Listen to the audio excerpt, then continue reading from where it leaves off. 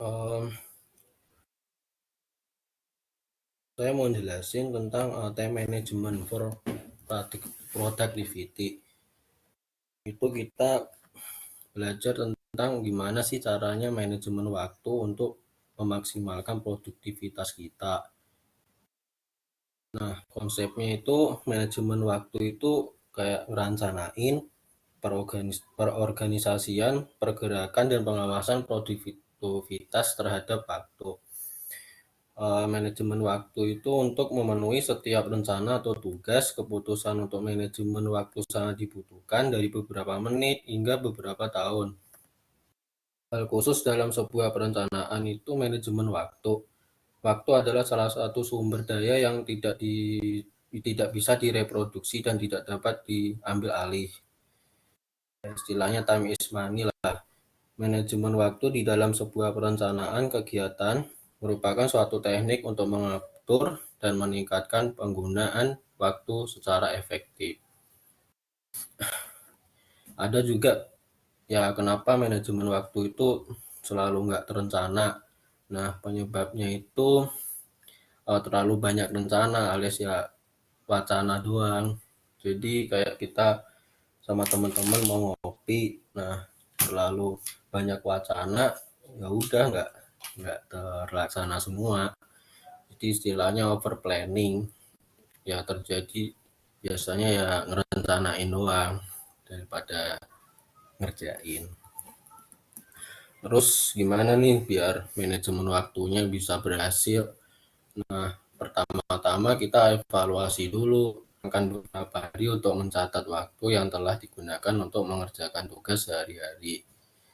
Terus berikutnya rencana dan prioritas. Dengan meluangkan waktu di awal hari dan di malam hari setiap hari untuk membuat rencana dengan memprioritaskan tugas berdasarkan tujuan yang ingin dicapai. Um, Terus kita membuat rencana yang smart. Gimana sih caranya untuk membuat tujuan yang smart? Dengan menganalisa apa itu spesifik, dengan menurunkan atau misal kita punya rencana nih untuk menurunkan atau menambah berat badan berapa kilo gitu. Terus ya langkah selanjutnya mungkin kita buat acara berlari sejauh 5 km. Terus untuk makanan mengurangi asupan garam atau ngurangin gula lah. Selanjutnya rencana yang harus dapat diukur tingkat keberhasilannya. Kayak berapa banyak sih berat badan yang ingin dikurangi, berapa kali seminggu aku harus pergi ke gym, terus gimana caranya kita mencapai target, terus habis itu kita evaluasi dengan menimbang tiap minggu turun berapa gitu.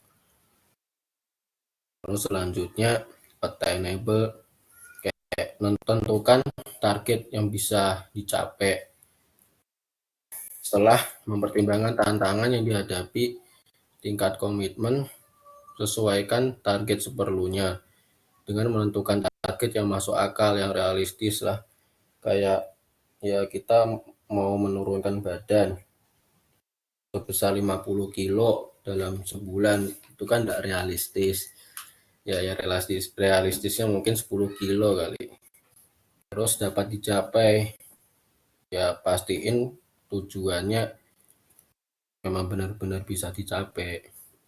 Terus realitas, fokus pada hasil akhir yang Anda inginkan daripada aktivitas yang diperlukan untuk mencapainya. Terikat dengan waktu, beri tenggat waktu dalam misal setahun, seminggu, atau sebulan kayak tadi itu menurunkan berat badan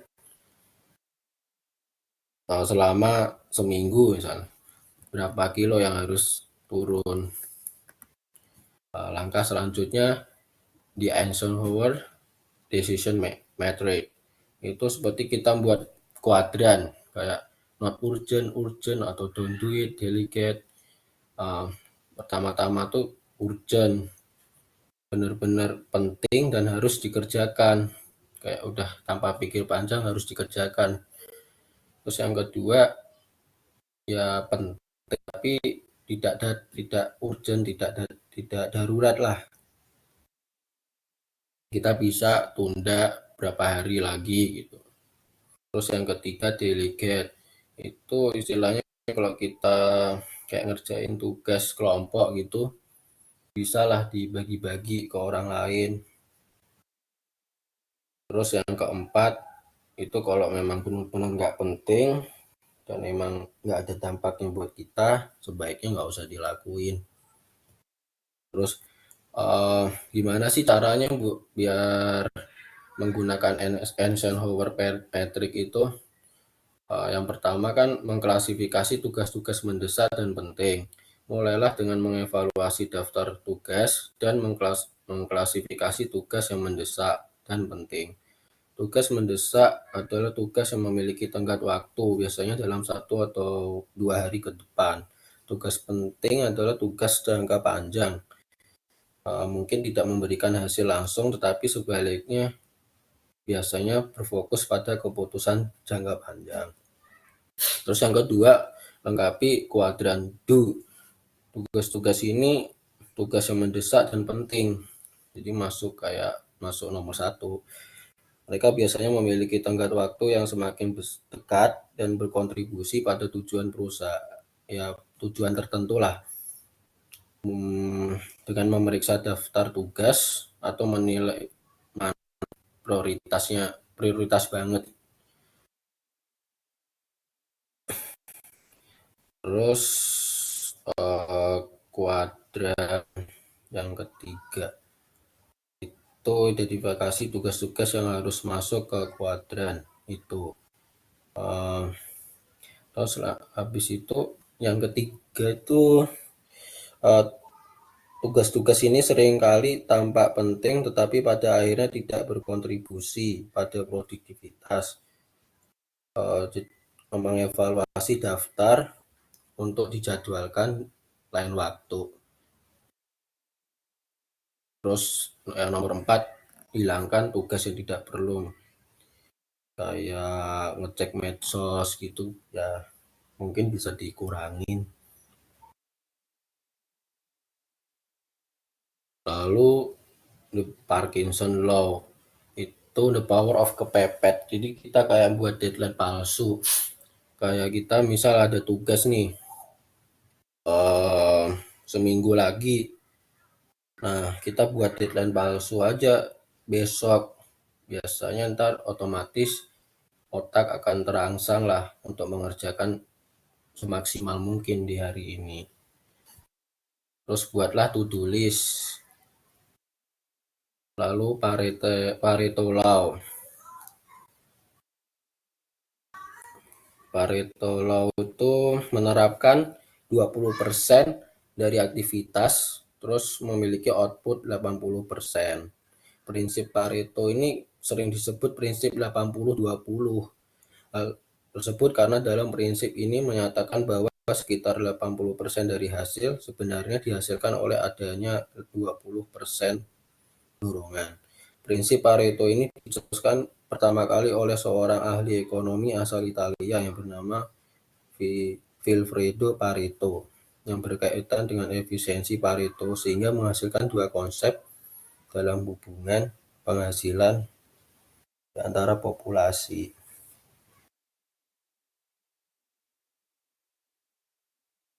Nah, Pareto ini kayak kita tuh kerja cerdas lah. Istilahnya kita tuh hanya punya effort 20% tapi hasilnya benar maksimal. Ada langkah berikutnya adalah metode POSEK. Metode POSEK itu prioritas, pair organizing, streamlining, economizing, and contributing. Dengan mencerminkan hierarki kebutuhan Abraham Maslow. Itu kayak memprioritaskan waktu kita dan tentukan hidup kita berdasarkan tujuan yang pakai SMART tadi. Terus yang kedua, aturlah hal-hal yang harus kita capai secara teratur, konsisten istilahnya. Sederhanakan hal-hal yang mungkin tidak ingin kulakukan, tetapi harus dilakukan. Ya mungkin delegasi masuknya. Menghemat hal-hal yang harus dilakukan, bahkan ingin dilakukan, tetapi tidak terlalu mendesak. Lalu yang terakhir berkontribusi dengan memperhatikan beberapa hal tersisa yang membuat perbedaan.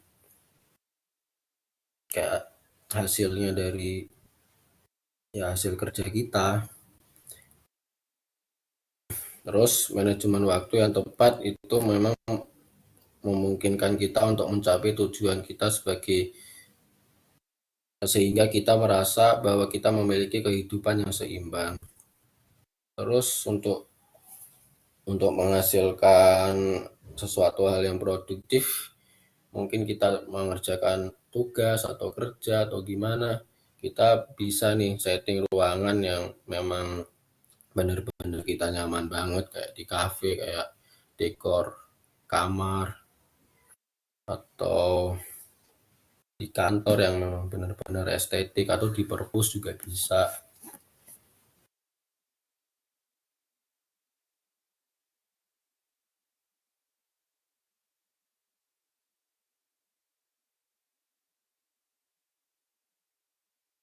Udah ada pertanyaan nggak?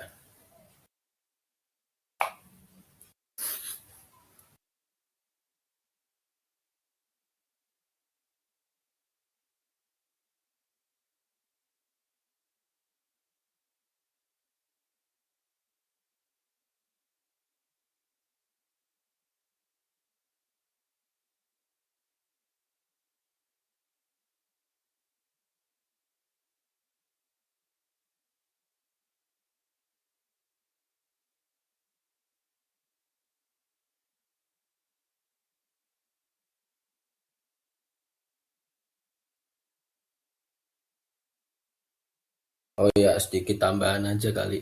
Itu biar kita bisa nih time management, uh, mungkin kita membuat tulis setiap hari, ya kita setting bangun jam 5 pagi misalnya.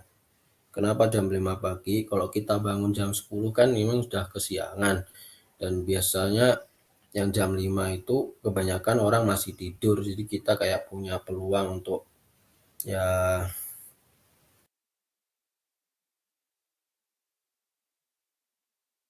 peluang untuk lebih maju gitu. Terus habis itu atur jam makan. Kayak kita sarapan jam berapa, terus makan siang jam berapa, supaya kita teratur dalam beraktivitas. Ya misalnya kita lagi kuliah atau kerja nih, tiba-tiba lapar, kan itu apalagi kita mau makan juga nggak diizinin kan sama atasan, itu membuat kita jadi nggak produktif. Lalu ketika ngerjain tugas atau memang lagi kerja, ya usahakan jangan sering main handphone apabila ya, karena itu merupakan chip dopamin. Contohnya ya kita main medsos nih, terus kagak bisa stop scrolling atau susah banget untuk menghentikannya, karena memang ya sebenarnya sosial media itu memang dirancang untuk selalu memberikan atensi ke aplikasi tersebut, sehingga kita bisa nggak fokus lah. Dan itulah mengapa kita juga membuat peraturan sendiri ya untuk kita sendiri. Contohnya kita cuma bisa konsumsi medsos setelah ngerjain tugas atau setelah melaksanakan hal-hal yang produktif.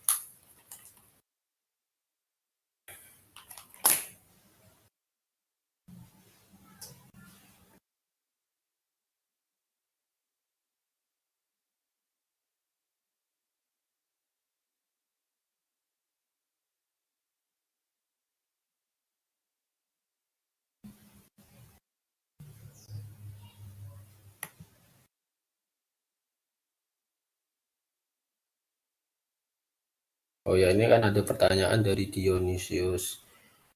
Contoh manajemen waktu apa yang kakak memang terapkan sehari-hari dan bagaimana caranya juga agar kita tetap konsisten?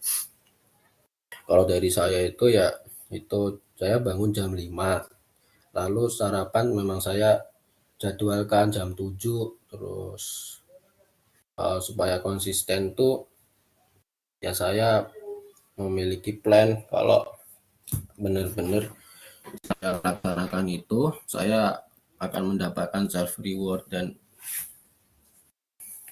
terus terapinya, eee,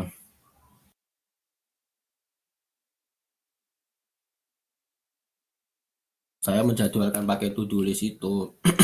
Jadi pagi hari ini saya ngerjain apa, mungkin saya mengerjakan tugas-tugas yang paling berat dulu di Senin, kok Senin, di pagi hari. Lalu siangnya mungkin yang tingkat kesulitannya medium, lalu sorenya mungkin yang paling mudah, atau kayak istilahnya jadwal nongkrong atau anu lah, free time lah. Lalu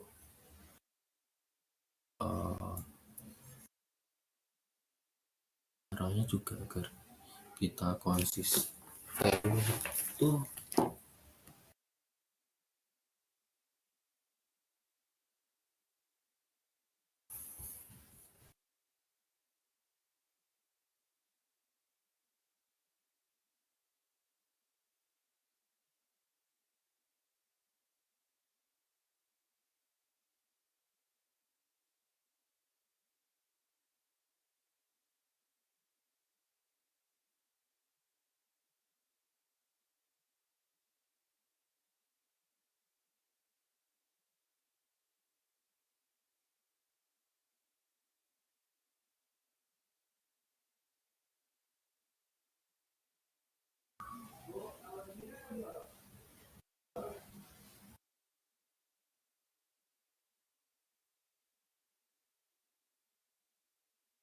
Oh ya, cara kita konsisten tuh ya kayak benar-benar kita harus jaga kesehatan juga. Kalau kita sakit kan juga ya wacana doang akhirnya kan.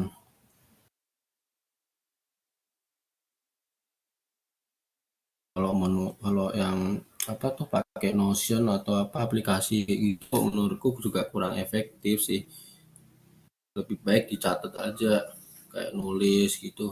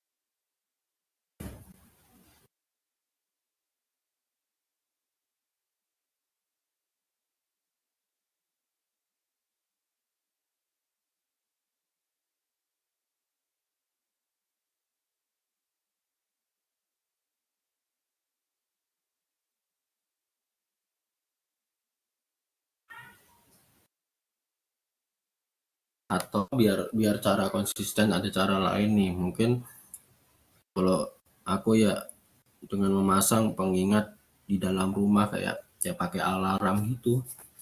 Misal nih jam segini aku harus olahraga atau jam segini harus kayak misal hmm, nguasai vocab gitu, vocabulary English.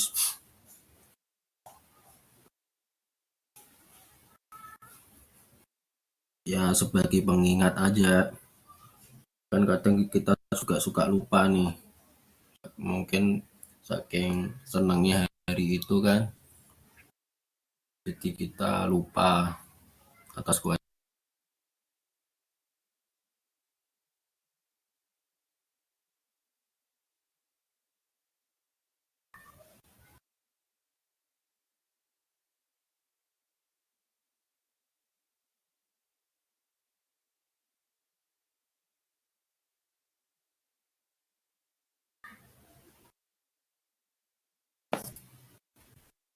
Ada pertanyaan lagi nggak?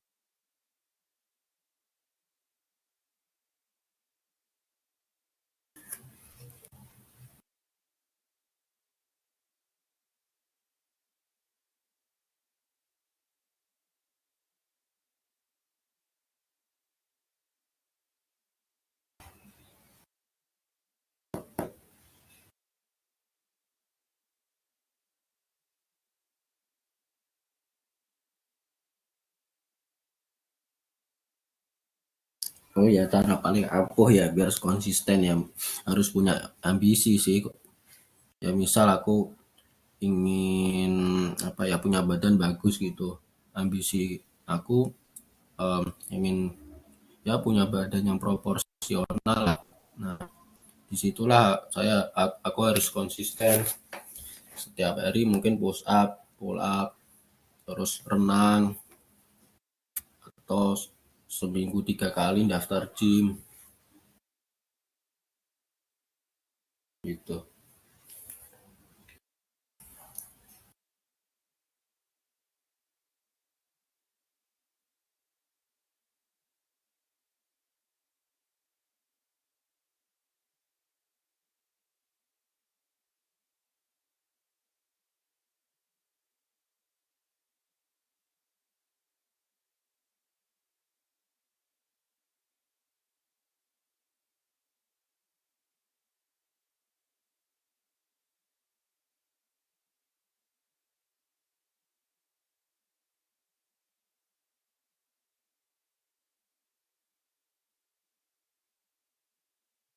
Ada pertanyaan lagi nggak?